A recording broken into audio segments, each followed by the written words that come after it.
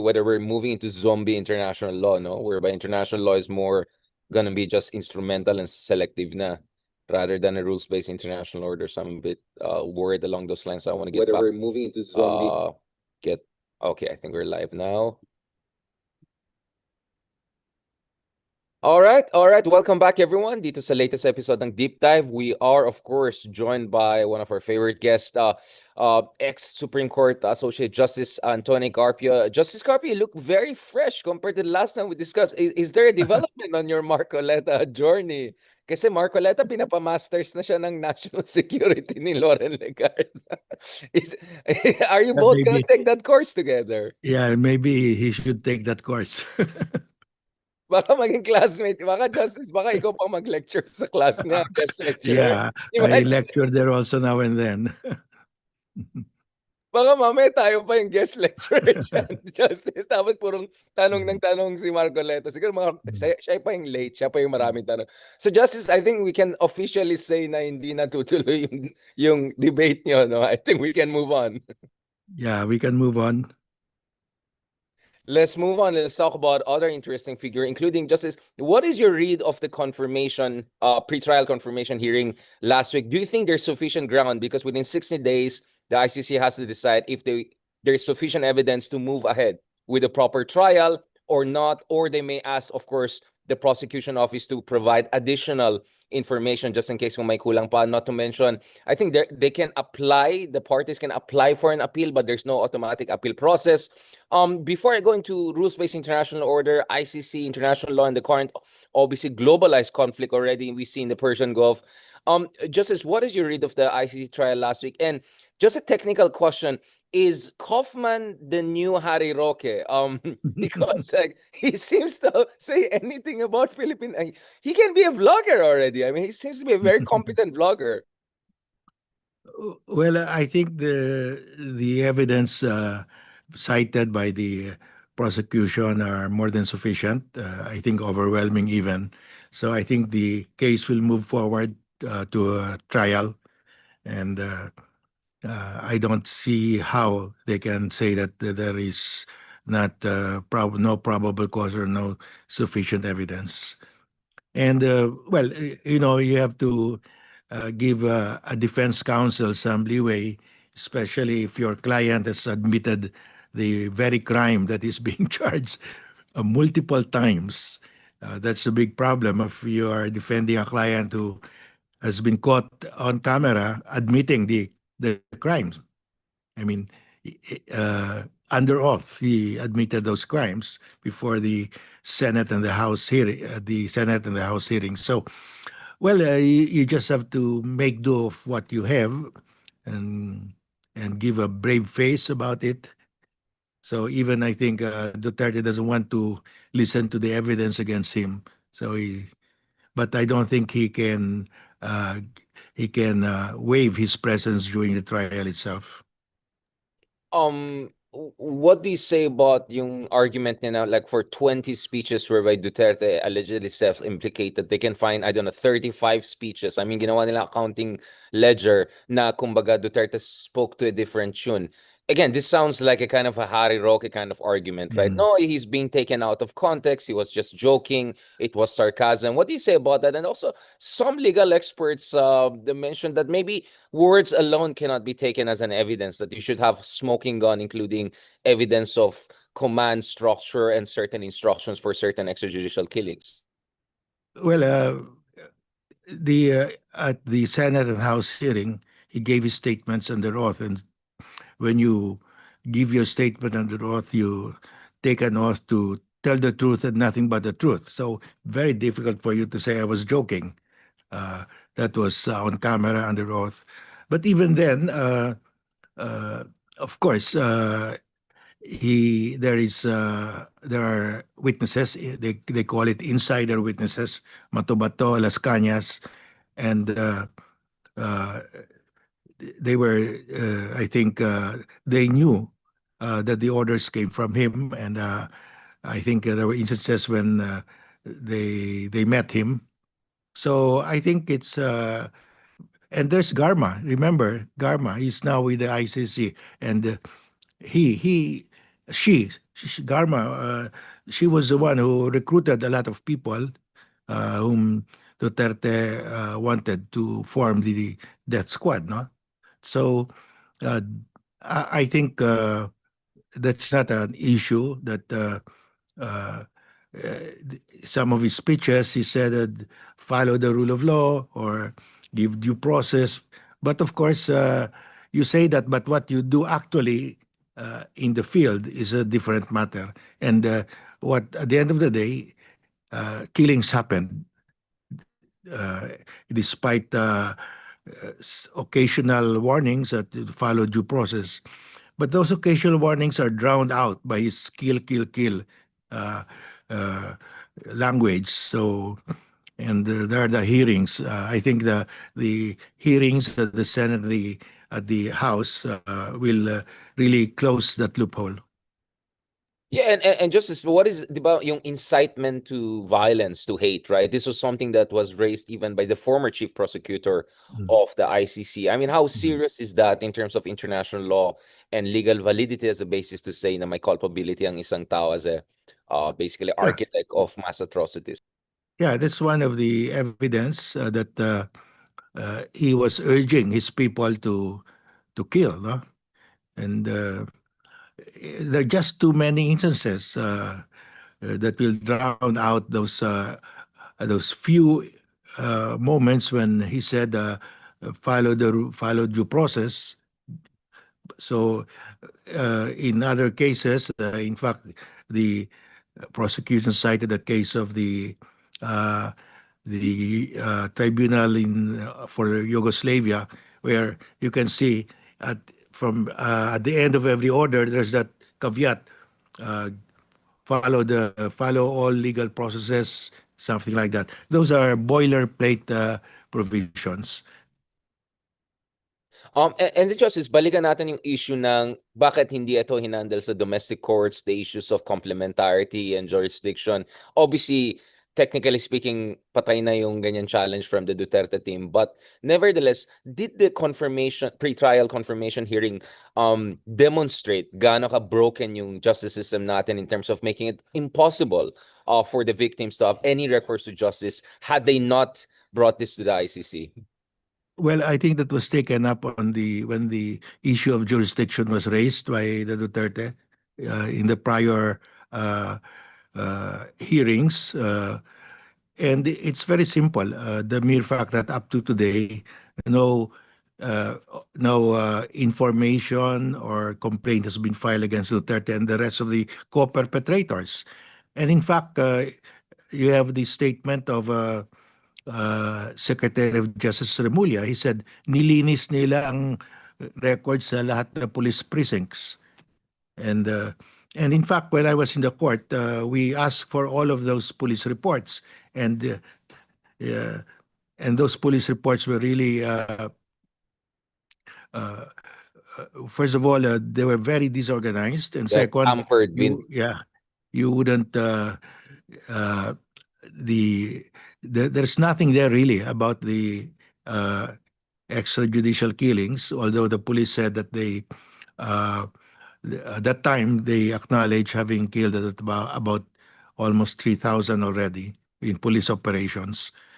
So the mere fact that nobody has been charged in the Philippines, no, none of those co-perpetrators, Duterte, uh, uh, were ever, not one of them was charged. No, that speaks volumes of the failure here to prosecute. And this was systematic, right? Hindi ito dahil tamad lang yung mga police or kulang sila sa training or basically failed state tayo. Ito ay almost, we can assume there was a systematic, kumbaga may utos na wag nyo i-register properly yung facts of the case. Yeah, well, of course, because the killings were done by policemen at the ground level. Of course, they will not incriminate themselves. Normally, in uh, bypass operations, there's a pre-operation report, post-operation report. You don't find this. So totally, they made it almost impossible for the. So in that case, syempre ang tanong ng mga ka-DDS natin, so saan kayo kumuha ng ebidensya kung wala kayong mahanap domestically? And that's where you're saying mahalaga yung testimony ng mga witnesses and of course, Insider and witnesses. Yeah, insiders, of course, yeah. including one who had very intimate relationship with Duterte, right? In like, I mean, I don't want to be, I don't know about it, but like, diba? I mean, no offense to Garma, but I think there's definitely an intimate relationship and understanding of who was not only the chief architect, pero yung COO at saka CFO, no? Even CFO. What do you make of Bongo's speech in the Senate last week na parang sila pang biktima? At Bongo talk about due process. They're very invested in this. They're very committed to due process justice. What do you feel when Bongo and people like that talk about due process? Well, well, we have to give them due process, even as they never gave the victims due process. And we have on camera Bongo saying that there is a reward system. They pay 1 million, half a million, and so on, depending on who is skilled and whether the guy is skilled or not. So that's systematic because you have reward system. That's part of the systematic policy. It's a state policy. So uh, that's why he's there, one of the co-perpetrators, because he was the one. He announced that he announced the reward system. So he cannot really deny. Wait, but Bongo is there, but where is Bato? He's still not there. Pero finally tinatanggalan na siya ng mga positions, no? So Bato is what? Pensionado na siya ngayon ng Senate? I mean, what is the is there a legal basis for Bato to still be paid if he's not showing up at all in the Senate? And like, where do you see that going? The Bato situation, Justice. Well, the Senate will have to take that issue, whether to discipline him for not attending the sessions. They have their own rules, and they you cannot uh, complain in any other place but in the Senate. Talagang discretion ng Senate yan, particularly President Soto, no? There's no way for courts to be involved or citizens to No, file something. because they alone can discipline themselves for misconduct as a senator na. Can his seat be declared vacant? Option ba yan na basically sabi nila he has forfeited his mandate and office? Well, they can expel him for non-attendance, but we don't have a. I think there's no precedent on that in a case similar case like this. So we don't have Si a similar Teves, case yung in the sa past. Congress. Yung sa Teves sa Congress. Right. Teves was accused of, I don't know, killing a rival. In this case, we're talking about a senator accused of killing thousands of people or involved in thousands of people of killing. Yeah, I don't know if he was expelled or not. I think he was suspended by Congress.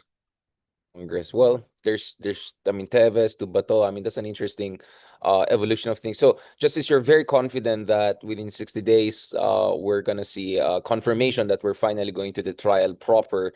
I know may pagka sui generis ito also based on my conversation at The Hague last week talking to different legal experts. But what is the timeline you're looking at? Because Justice, I don't want to be grim, of course, and you know, President Duterte, you know, we want due process here, and you know, we respect his family's emotions and sentiments for him. But you know, there are people wondering if this court hearing is gonna take so long.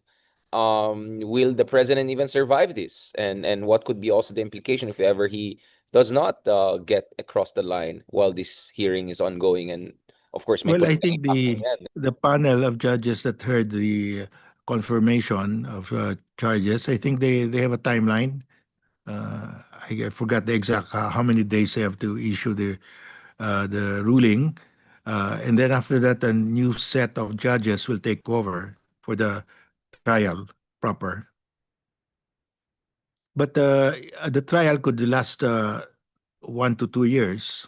So shouldn't expect that this will be over in a few months. So abot ng 2020 elections. Yes, because judging from previous cases that the ICC handled, I don't want to trivialize this, but Duterte being Duterte and Duterte's being Duterte, right? And them being desperate to win the elections. Of course, I'm not gonna spell it out, but are you suspecting that Duterte will at least try to make certain drama to boost her daughter's chances, knowing how emotional and basically pathos of politics atin, if not necropolitics? Yes, of course. That's an awkward question, but we have to Yeah, ask it. yeah. I think they will take advantage of any occasion of any chance to project themselves as victims and to help Sarah on her candidacy. That's to be expected. Absolutely to be expected. That's why hindi ito in isolation, no?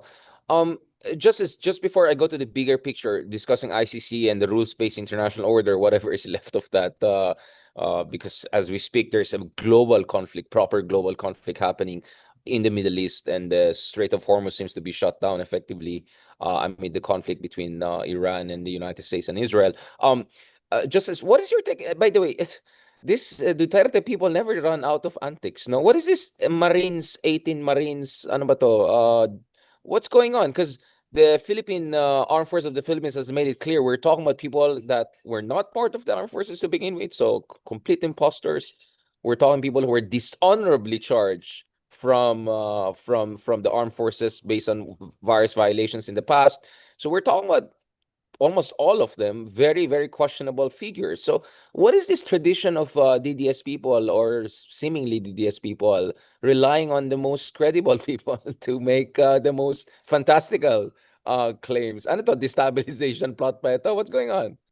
Well, I think that they were aiming to blunt the impeachment of Sarah and also the confirmation hearings of the father. No, so they came out with this, but it was sloppily done. They charge Laila de Lima of receiving money in a baleta, but that was the time when she was still, when Laila de Lima was still in Camp Crame under detention. And also Soto, the Senate president, they said that he received also luggages full of money, but he was not in the Senate at the time. He had not been, he did not return to the Senate yet. No, so ang daming mali, and I think three or four are not even Marines or military people. Uh, and many of them have been discharged with a bad record. So uh, I think they had to come out with something to blunt this impeachment and the confirmation hearing. Unfortunately for them, they were discovered early. Uh, yeah, so is there a way to prevent this kind of muddying the water, harassment, mumbo jumbo? Pwede ba cyber libel to mga to? Like, what are we looking at, the justice? I mean, I Well, jokingly said baka ICC can cyber libel some of these DDS, besmirching them, and they took it literally. Saan daw korte sila mag-file ng cyber? Like, these people, no sense of humor and sarcasm. well, si Sunny Trillanes has announced that he will file a libel case against them. No, and I don't know about the others, but it's Sunny Trillanes who said he will. No, so I think he will do that. And how do you see the impeachment going? I think nag-withdraw yung isang group to back another impeachment. Yeah, it's Whatever saying, consolidation. to fast track the hearings at the committee level. Uh, one group withdrew and supported the third impeachment complaint, which included the uh, undeclared assets of the VP Sara. No, I think this has to do with the bank accounts at BPI. And this is the key thing, right? Itong bank account issue, which I always wondered bakit ngayon lang ni-raise ito. Like, this should have been investigated a long time ago, right? Because of all of the anomalies attached to the office of the vice president, and the vice president when she was a deputy secretary and beyond. Diba? Bakit ngayon lang tinitignan ng Well, because potentially it's AMLAC? only now that they had an ombudsman who's willing to do it because uh, the former ombudsman wouldn't get the records from the Anti-Money Laundering Council, and I think Boeing Remulla is willing to do that. Right. So basically because we had the figurine. I'm sorry, we had a non-functioning ombudsman as our former ombudsman. That's why where we are now. Balikan natin ito, Justice Carpio. Sorry, just I'm just distracted lang. I saw this. I don't know if you have seen this. Meron mga meron ganito, parang watch siya na Sara Duterte, my president. Tapos sabi ko, ano to, countdown to apocalypse or something like near na tayo sa 12 midnight. I mean, like, alam mo yung clock, yung doomsday countdown, Justice. Anyway, joking aside, let's go to a very serious topic, Justice. So when I was at The Hague last week, marami ako nakausap ng mga people on the ground who are saying na medyo nahihirapan ng ICC because they're really facing collective sanctions by the United States. I think nawalan sila ng spokesman. A lot of people are backing out because they don't want to face sanctions by the US, travel ban, among other things. Financially, they cannot do transactions. So basically, one interpretation was, eto na yan, huling El Bimbo na ito si Digong, so they're gonna juice it to say they're gonna do something. But there are people who are still optimistic enough that the ICC might get through this and Europe will stand and finally help the ICC. How do you see that, Justice? What is your understanding of ICC situation as an institution after decades of criticism and now facing sanctions from the world's most powerful nation? Well, I think the ISIS is a project of the EU, European countries, and they will support it, I think. And they've been supporting. And I don't think they will abandon the ICC because it's important for them because the First World War and Second World War all started in Europe, and they don't want it to happen again. And I think the fact that even UK refused to join the US in this strike against Iran shows that they're very careful about violating the uh, international law, no, on an armed attack, unprovoked armed attack, because that is their accusation against Russia, and they don't want to be accused of doing it themselves. No. Yeah, I want to go to this. Well, in fairness, the Swiss government, the Norwegian government, the Spanish government have condemned, have criticized the violation of sovereignty of a nation, including, of course, the assassination of a top leader of that country, who happens to be also a spiritual leader. So we're seeing the aftershocks of that from basically Kashmir to Pakistan to all the way to Baghdad. U.S. embassies now are being attacked by Shia militias or people who are of course angry about the situation right now. Nevertheless, you also have all of these statements coming out of the European Union, top officials. I barely see any mention of international law, not to mention of dozens of school children which were killed in the opening hours. There were I'm hearing a second hospital or facility in Tehran was just targeted recently. Obviously, we have to condemn attacks on all civilian infrastructure, all civilian casualties from Gaza to Jerusalem to of course the Gulf region, which is also being targeted right now, unfortunately. But this is the translation from German I got from Chancellor Merz. He said legal assessments under international law will achieve relatively little in this regard, and this applies all the more if they largely remain without consequence. So basically, sinasabi niya, toothless ang international law. That is why now is not the moment to lecture our partners and allies on international law. Sie auch tatsächlich zu erreichen.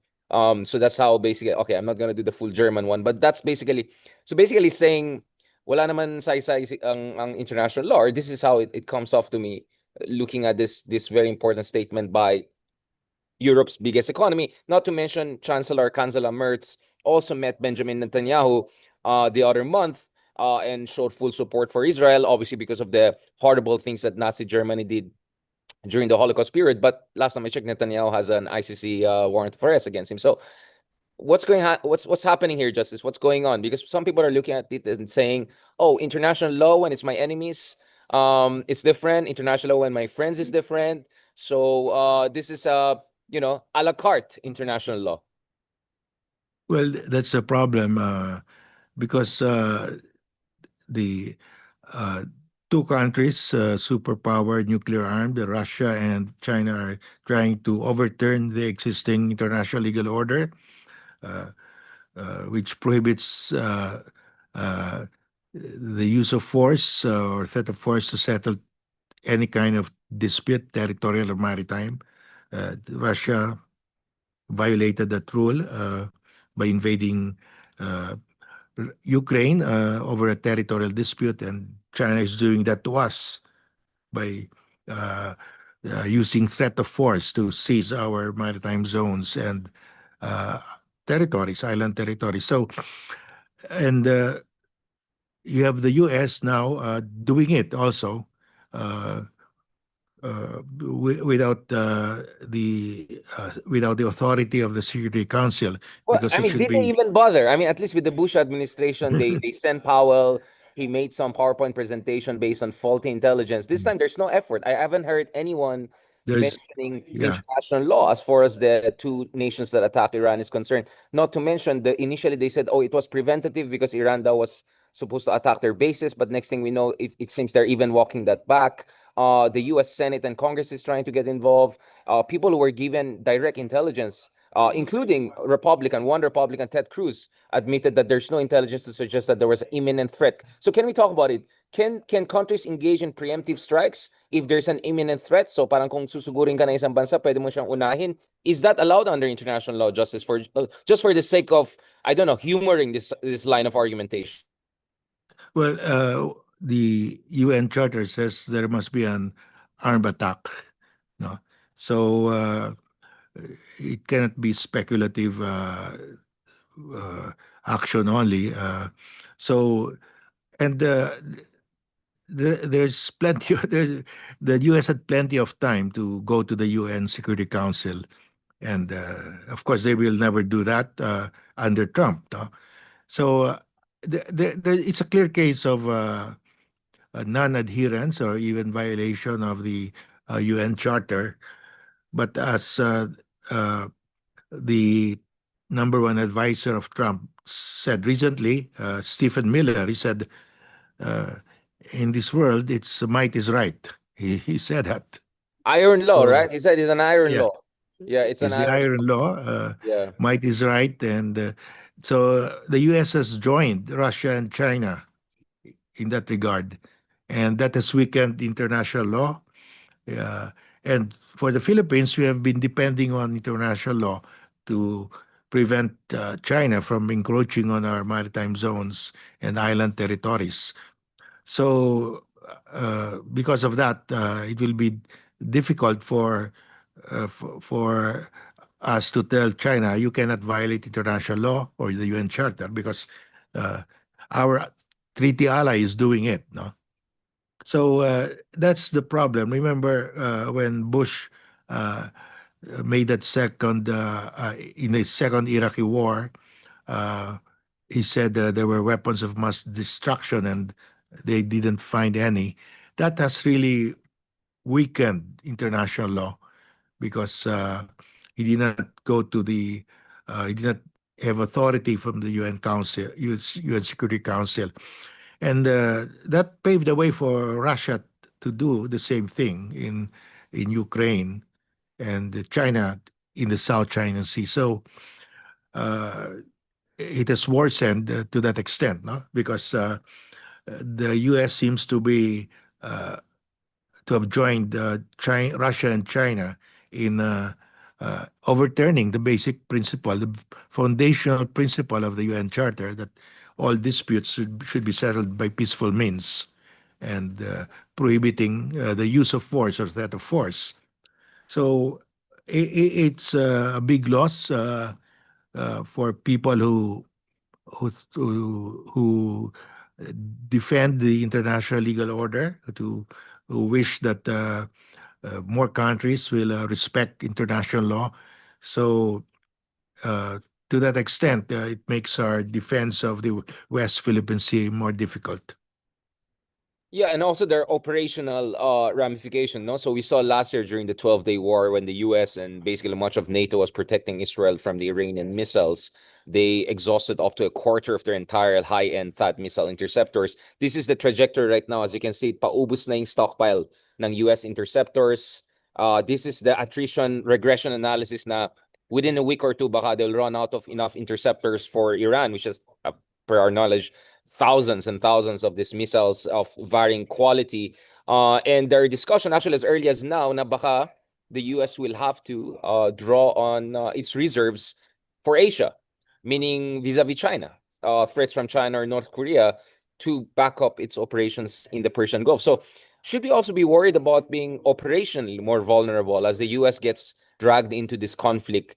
And clearly this time Iran is responding in much more aggressive lashing back manner than the more calibrated, I don't know, scripted kabuki show style that some people saw it before. Well, you know, Trump in his national security strategy for 2026 has offered Russia and China spheres of influence. Uh, and Trump will have a summit with President Xi in April. And I think uh, President Xi will press the point that Asia is the sphere of influence of China, and and that's it. The problem there is we will be the victim because I don't think China will has the uh, capability right now to successfully invade Taiwan, and we are the low-hanging fruit. And my my worry is that China will build on Scarborough Shoal as a fallback to tell their people that we have moved forward. Yeah, and then what are we gonna say? China is violating the rules-based international order. We're gonna invoke international law. I mean, how would it look if some of our friends who are either supporting or directly engaging in what many see as violation of international law will say, "Oh no, China has no right to do that. That's a violation of international law." We are quite in a bind in here, aren't we, Justice? As a middle power, Yeah, as a because post-colonial nation. this attack on Iran has weakened international law. Uh, so to that extent, we will have a problem because China will be saying this is our sphere of influence, Asia, and Trump might just say, "Okay, it's yours." Uh, our sphere of influence is South and North America. Just to be clear, this is not about a judgment on any regime out there and all. I think we can put that aside.